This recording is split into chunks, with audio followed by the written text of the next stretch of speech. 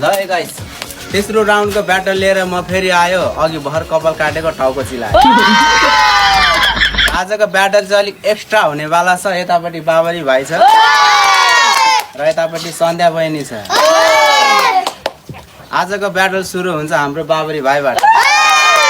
गोली सिसाको सन्ध्या तिमीसँग किन रिसाको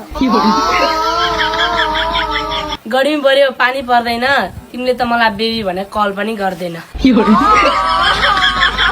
गाई भैँसी गयो जङ्गलमा चढ्नु मेरो फोनै छैन के चाकबर गर्नु असारको महिना त्यस्तो नभन न बाबेर तिमीलाई मेरो कोही छैन तिमीले भने डिस पनि पिउँदिउँला तिम्रो फाटेको चट्टी पनि सिउँदिउँला बाबारी एउटा मिठो गीत गाइदेऊ न ती जाउँदैछ एउटा रातो साडी ल्याइदेऊ न ल एउटा मलाई गीत होइन दसैँै गाइदिन्छु तिम्रो लागि साडी होइन बजारै ल्याइदिन्छु